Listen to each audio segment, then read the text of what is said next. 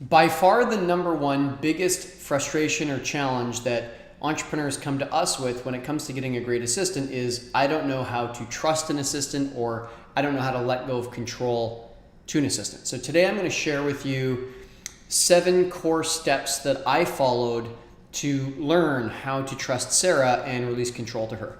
Now I'm going to assume that you've got a good assistant or a great assistant that that kind of checks all the boxes, like you've done the basics, criminal record check, you've done their Colby test, you've interviewed them, you've maybe put them through some work tests. So we know that we've got a good or a great assistant on our hands here. So with that in mind, let me talk for a moment about the idea of risk, because I think this is a big part of control and trust is how much am I risking here by handing this task off to somebody else. I think in business, it's pretty foolish anytime we're taking a blind risk. Like, blind risk is like, I don't know if this thing I'm trying to jump is the Grand Canyon, or if it's just a pool, or if it's something in between. I mean, how do you know how much gas you got to give it to jump if you have no idea how wide the gap is? Blind risk is like walking into a room and it's foggy and you try and grasp at the fog and it just keeps moving. That to me sounds horrible, and I would never want to be in a situation where I feel like I'm blindly trusting somebody and there's nothing in place to help manage the risk. So the 7 tips and steps that I took and I'm going to share with you today are all about how do we take the Grand Canyon jump and how do we make it systematically feel more like a pool, and in fact, how can we shrink that even further so it's not even a pool, but it feels like a crack in the sidewalk that you can step over. And I mean, you can still stub your toe on a crack on the sidewalk and fall over and skin your knee, so it's not zero risk. However, it's about managing the risk so we can go from wild, uncontrolled, huge risk to something that feels very much like manageable risk. So, assuming that we've got an assistant, that we've done all the proper criminal record checks and whatnot, I'm going to share with you step 1.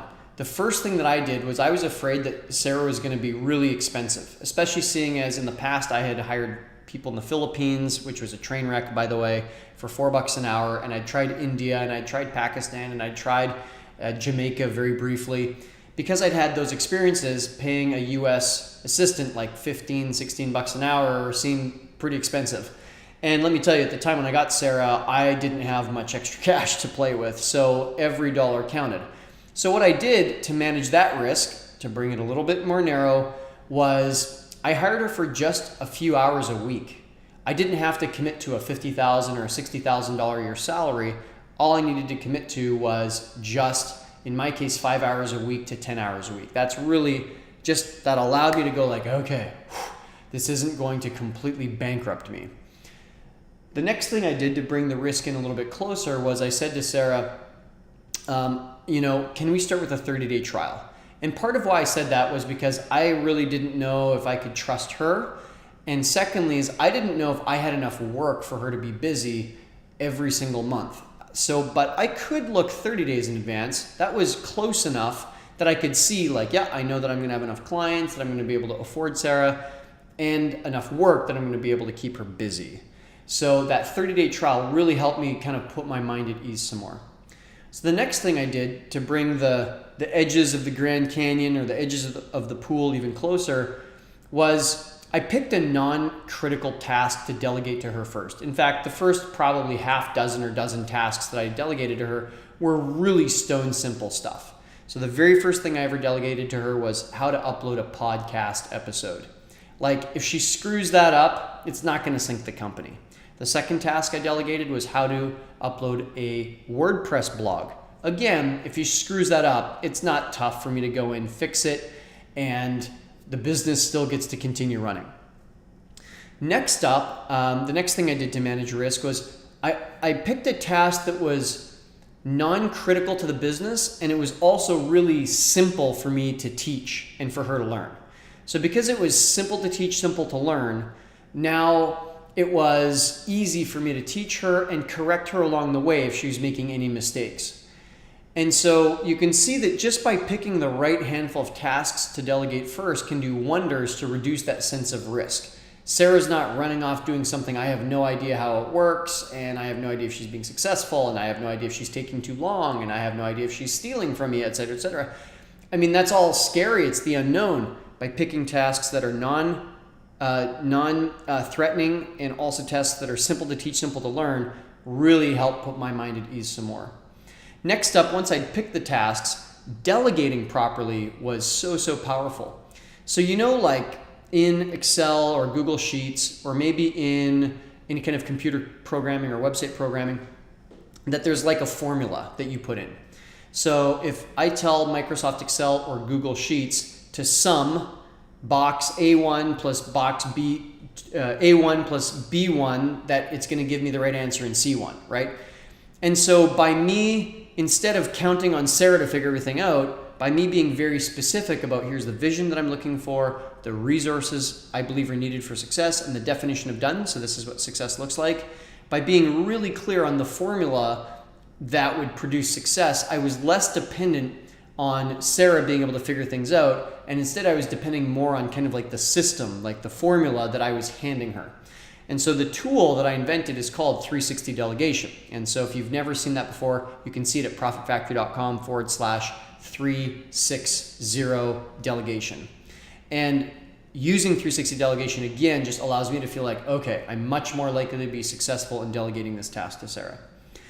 So once I had identified, all right, Sarah is going to work for me for just a few hours a week, and it's only going to be a 30-day trial, and I'm going to pick a non-critical task, and it's going to be simple to teach, simple to learn, and I'm going to do a great job delegating it.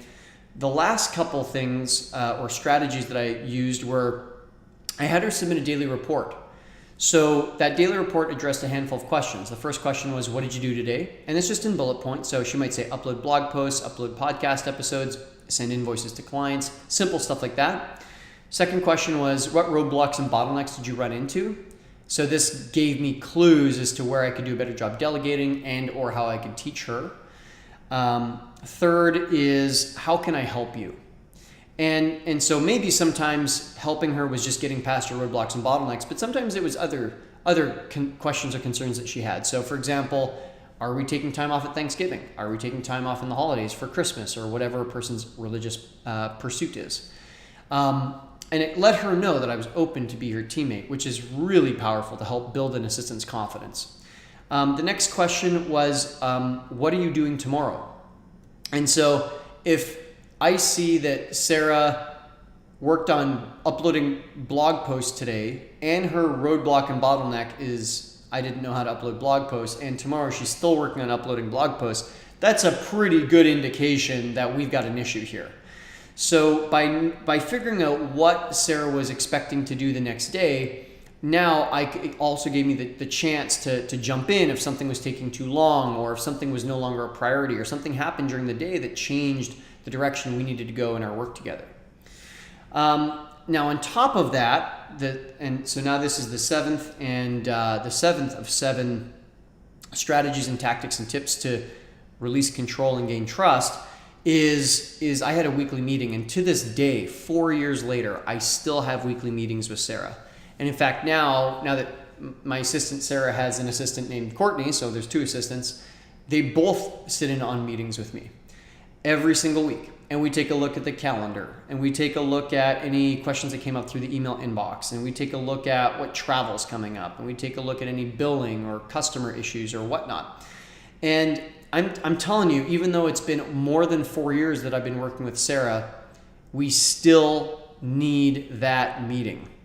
And we know that if we start slipping on that meeting more than 1 week or 2 weeks, it's crazy how quickly we can get out of sync and things start falling apart. So that weekly meeting every single week with your assistant does a world of difference.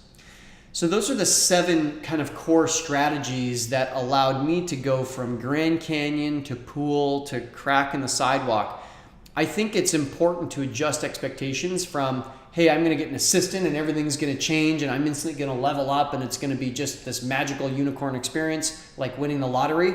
And instead, if we say, okay, how can we just do simple, small progressions on a daily or weekly basis? How can we stair step our way to success. Rather than trying to pole vault or catapult above magically in one fell swoop, how can I stair step my way up so that we can kind of get there over time? It might take a handful of weeks or months to get there, but I know that if I do it that way, that's a speed that I can handle. And as an entrepreneur, I may not be willing to completely trust Sarah. I may not be willing to release all the control to Sarah.